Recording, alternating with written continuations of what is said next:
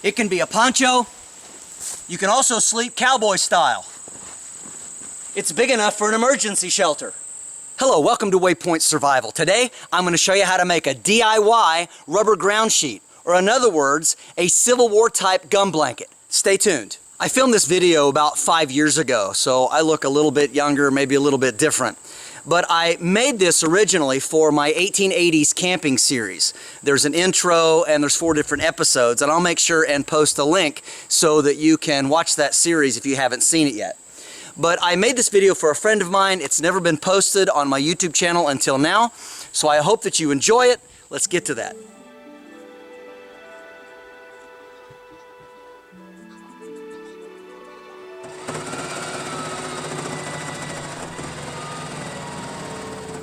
Okay, now we have it all laid out on some scrap pieces of plywood, and it's a little windy today, but I want to show you what I did is at each corner where my reinforcement parts are, I just put in a small nail. And again, that's to hold it, keep it from blowing around, and to hold it while it dries. You want to do this on a fairly warm day also. So how we coat this is we're going to use this Rustoleum leak seal. And there's a couple different products on the market, and you've probably seen them advertised. It's the rubber product that you spray around areas on roofs. They make it for, around flashing and chimneys and all those sort of areas. But this stays flexible, and when you spray it on this material, it makes it quite waterproof, water resistant, and it's also relatively lightweight. Of course, follow the directions. You want to shake it for a good minute or so after the little ball inside starts to rattle. And make sure that it's at a warm temperature, like I said, because you want this to dry, and you want, of course, leave it outside. You don't want it to get rained on, and it takes, depending on the outside temperature and all that, anywhere from 24 to 48 hours to really dry out well. So you can also get these in different colors, and that's a really neat idea. So something to keep in mind. Okay, we're ready to start spraying, and it's very, very simple.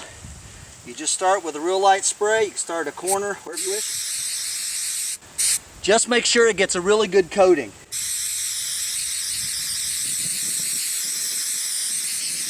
You can tell it's well coated because it'll be really wet. And that's exactly what you want, because you're bonding all this rubber and spray into the actual material itself. Okay, and that's what it looks like. That's the first coat. And that took about 3 cans. Now you can get the kind that paints on with a brush. You can get that as well, but you want to make sure and allow the proper drying time between coats. Just read what it says on the manufacturer's label. Okay, and so here we have the finished product. It has 2 coats on it. Now it took about 3 cans per coat. The first one should be fairly light, and the second one fairly heavy. And of course it covers a little better the second time than the first time. Alright, now our next step is we got to let it cure out to the touch and then flip it over and put the grommets in it. So here's what it looks like laid out. And so it is roughly 60 this way by 80 this way. Okay, so we've got this dry to the touch. Now it's not fully cured for at least 24 hours, but I don't want to leave it outside as it gets darker toward evening and the noon. So I'm going to pull these nails out on all 4 sides, and then we're going to flip it over, and we're going to work on putting the grommets in these corner sections. For this part of the project, I'm going to be using just a cheap grommet kit here. I'm also going to be using this for an anvil. It has a strip of leather with a couple of aluminum roofing nails on each side. Just gives me a little handle, something a little easier to carry around. So what's nice about the grommet kit is it has a punch, so it puts the precise hole in it, and then it also has all of the setters that goes in it for the different sizes of grommets that come in the kit. So pretty complete. It actually even has, other than the desiccant pack, has a little piece of hardwood, so you can use that for just a small anvil if necessary. So taking the cutting tool section here, we just place it about where we want our hole cut, roughly in the center of this reinforced area, and we just tap it in like that. And we'll go too deep with it, but it cuts out just a little piece. makes a nice round cut, as you can see, for the grommet. Alright, next we take the bottom piece and the piece of brass that goes on the very bottom of this, and we put it underneath the hole that we made, just like that. You put the top of the grommet over it like that, and then we use this setting tool. It comes with our kit, and we center it over top of that. Make sure that we're right where we need to be. Goes in like that, and then we take the hammer and we just set it down.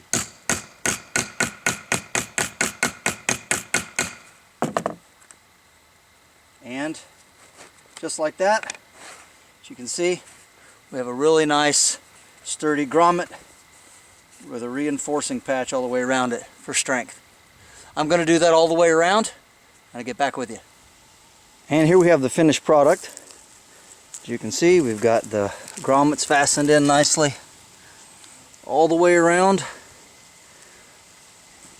And now just to finish letting it cure out, be ready for use.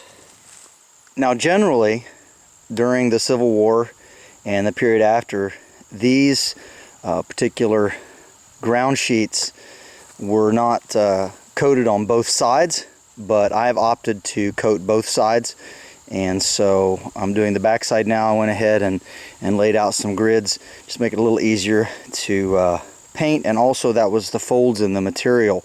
I want to make sure I had those well coated. So depending on the size of the rubber sheet that you're making, size of the cloth material you start with, and how well you coat it, depends on how many cans of spray you're going to use. I've used probably twice as much since I'm doing both sides, but that's just a desire of mine. It's just an option, something you might want to do. Another thing you want to be careful about when you're spraying this is make sure that you actually get a smooth rubber coating, and that you can tell when it's actually rubber coated or when you still have fibers sticking through. So the important thing is to go slow and take your time and shake the can every little bit. Make sure you keep that ball rattling in there, and keep the mix mixed up with the spray as well as the rubber. And then just take your time. Don't get in a hurry.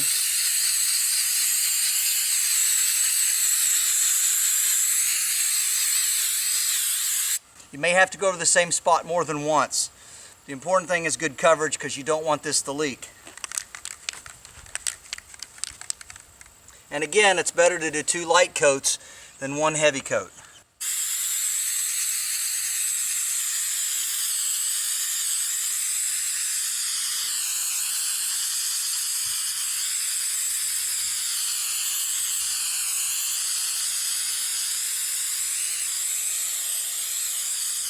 Alright, and now we have the backside coated, and it's looking really good. At this point, I would encourage you to go around and around each of these grommets and various other places. If you see any of the muslin showing through, go ahead and spray it down, and then just leave it lay out in the sun like this for a few hours. The nice thing about this is it actually dries to the touch in about 15 to 20 minutes, the Rustoleum leak seal brand, and you can recoat it in 30 minutes to an hour.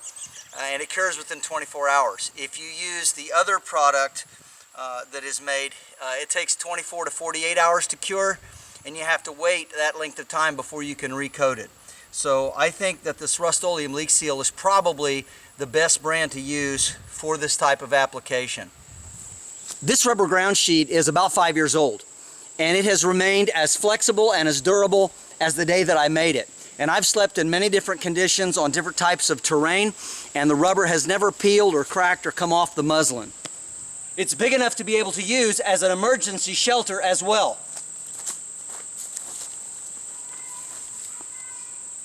Plenty of room. Have a nice warm fire. You could even sleep under this if you had to. You can wrap it around yourself in your gear like a poncho. You can also sleep cowboy style. The finished product rolls up and packs really small. It's easy to carry and weighs roughly 2 pounds and 13 ounces.